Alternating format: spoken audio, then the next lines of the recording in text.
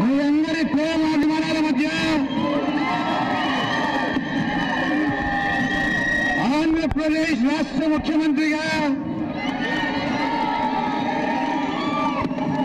ప్రమాణ స్వీకారోత్సవానికి వచ్చినందుకు మిమ్మల్ని అందరినీ హృదయపూర్వకంగా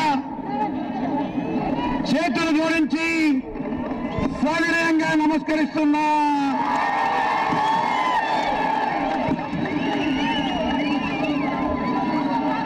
మీ అందరితో పాటు నన్ను ఆశీర్వదించడానికి అఖిల భారత కాంగ్రెస్ కమిటీ తరఫున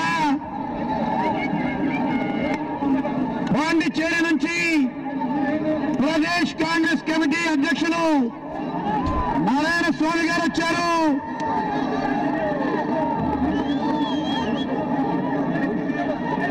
అఖిల భారత కాంగ్రెస్ కమిటీ కార్యదర్శి శ్రీ కృష్ణమూర్తి గారు వచ్చారు. అఖిల భారత కాంగ్రెస్ కమిటీ కార్యదర్శి శ్రీ సుబ్బరామరెడ్డి గారు వచ్చారు. మనందరి ఆదరాభిమాన పాత్రలు శ్రీమతి సోనియా గాంధీ గారు ఆశీర్వదించి వీరి ముగ్గురిని అఖిల భారత కాంగ్రెస్ కమిటీ తరఫునికి పంపించినందుకు వారిని హృదయపూర్వకంగా నమస్కరిస్తున్నా. వారికి కూడా మిత్రులారా, వారితో పాటు ఆంధ్రప్రదేశ్ కాంగ్రెస్ పార్టీ అధ్యక్షులు శ్రీనివాస్ గారు వచ్చారు. తెలంగాణ రాష్ట్ర సమితి అధ్యక్షులు శ్రీ చంద్రశేఖరరావు గారు వచ్చారు. మార్క్సిస్ట్ కమ్యూనిస్ట్ పార్టీ అధ్యక్షులు రాష్ట్ర కార్యదర్శి శ్రీ రాఘవన్ గారు వచ్చారు. భారత కమ్యూనిస్ట్ పార్టీ రాష్ట్ర కార్యదర్శి శ్రీ సురవరం సుధాకర్ రెడ్డి గారు వచ్చారు. మజ్లీస్ పార్టీ అధ్యక్షులు శ్రీ అసదుద్దీన్ ఓవైసీ గారు వచ్చారు. భారతీయ జనతా పార్టీ అధ్యక్షులు శ్రీ ఇంద్రసేనారెడ్డి గారు వచ్చారు. ఇంకా పెద్దలు మాజీ ముఖ్యమంత్రి జనార్దన్ రెడ్డి గారు వచ్చారు. నాగల్ల భాస్కరరావు గారు వచ్చారు. మాజీ పిసిసి అధ్యక్షులు ఓసే గారు వచ్చారు. సత్యనారాయణరావు గారు వచ్చారు. వచ్చిన మిమ్మల్ని అందరినీ పి జనార్దన్ రెడ్డి గారు వచ్చారు. వచ్చిన మిమ్మల్ని అందరినీ హృదయపూర్వకంగా అభినందిస్తున్నా, ఆహ్వానిస్తున్నా. మీ అందరూ ఇంత ఆదరాభిమానంతో వచ్చిన మిమ్మల్ని అందరినీ మరొక్కసారి హృదయపూర్వకంగా నమస్కరిస్తున్నా, చేతులు జోడించి.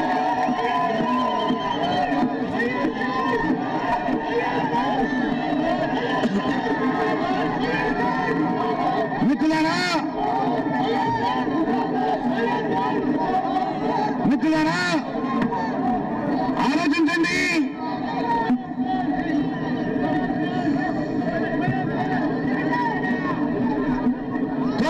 సంవత్సరాల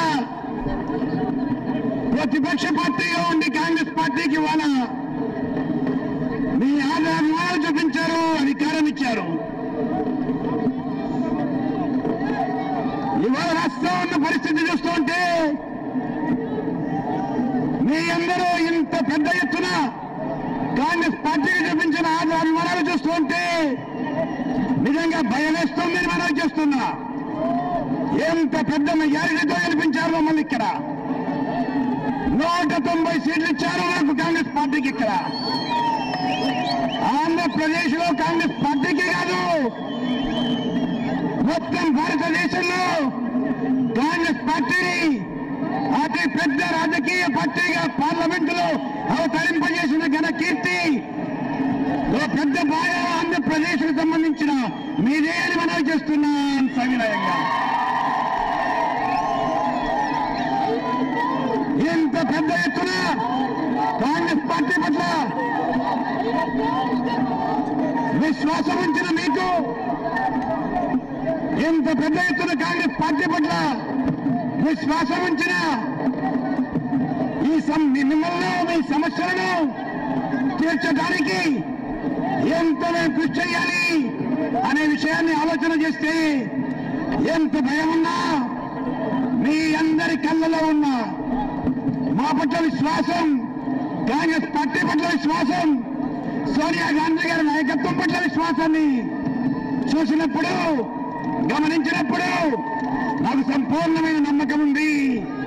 మీ యొక్క ఆశలు వారి ఆశలు కావని తప్పనిసరిగా ఈ రాష్ట్రానికి ఉన్న సమస్తమైన ఇబ్బందులను తీర్చడానికి శాయశక్తులా ప్రయత్నం చేయగలుగుతానని సంపూర్ణమైన నమ్మకం ఉంది అని మనం చేస్తున్నా.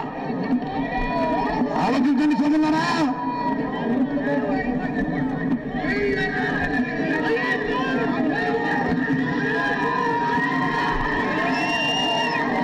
ఆలోచించండి సోదరులారా. కాంగ్రెస్ పార్టీ మా వెనకుంది. కాంగ్రెస్ పార్టీకి సంబంధించిన ఒక సాధారణ కార్యకర్తను నేను.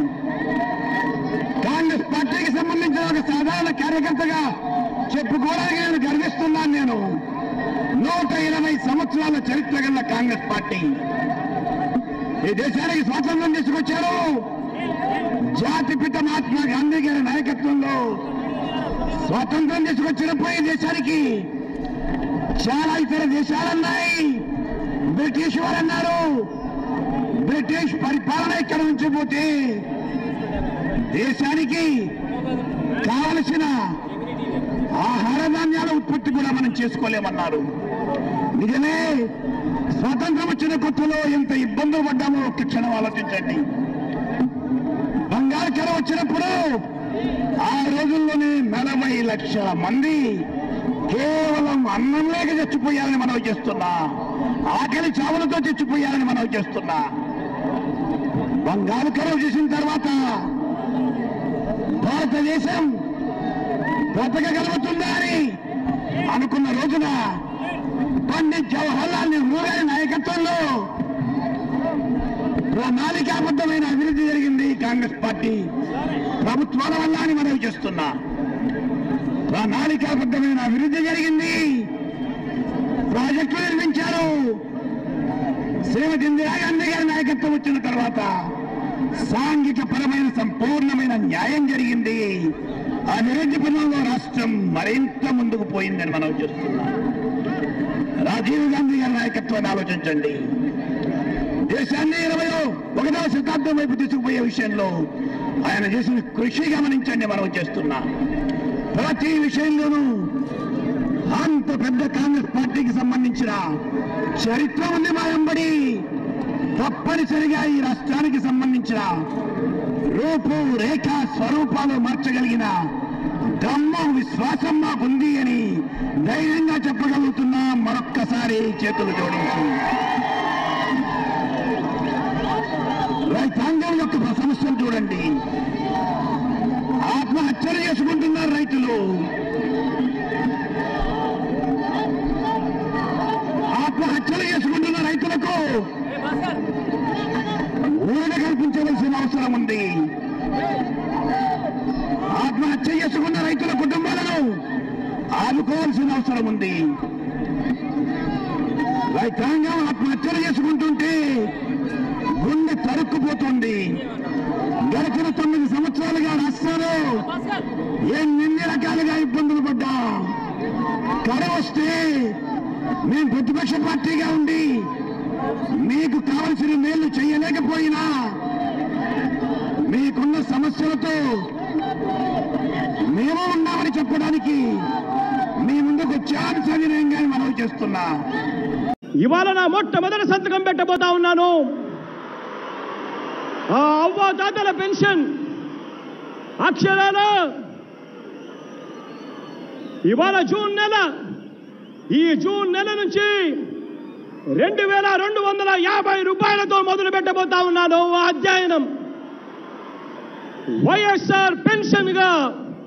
వైఎస్ఆర్ పెన్షన్ కానుకగా ఆ అవ్వాతాతల కోసం ఇవాళ నేను సంతకం పెట్టబోతా ఉన్నాను. మొట్టమొదటి సంతకం.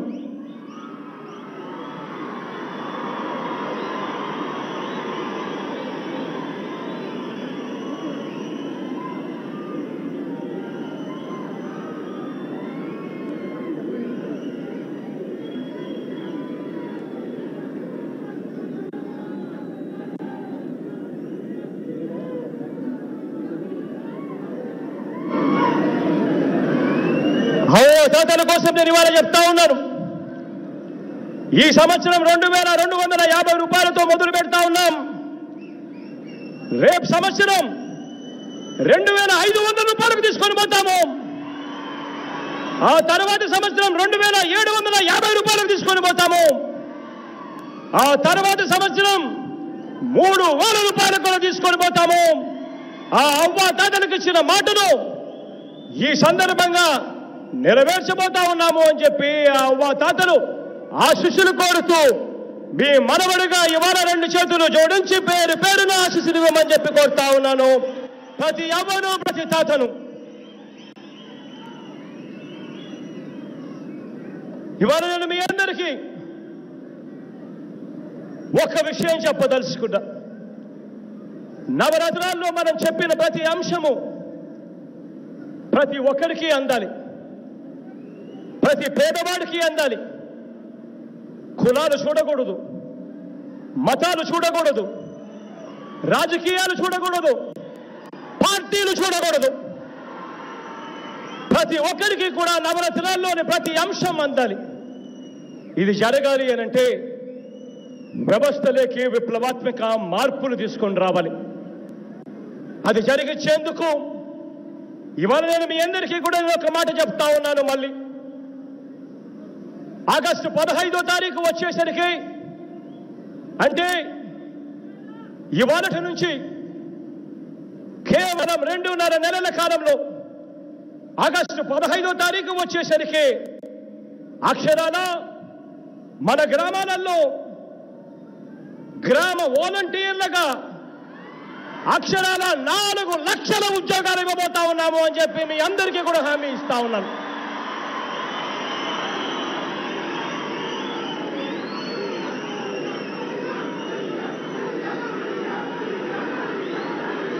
ప్రభుత్వ పథకాలను నేరుగా డోర్ డెలివరీ చేసేందుకు వీలుగా లంచాలు లేని పరిపాలన దిశగా అడుగులు వేస్తూ ప్రతి గ్రామంలోనూ ప్రతి 50 ఇళ్లకు ఒక గ్రామ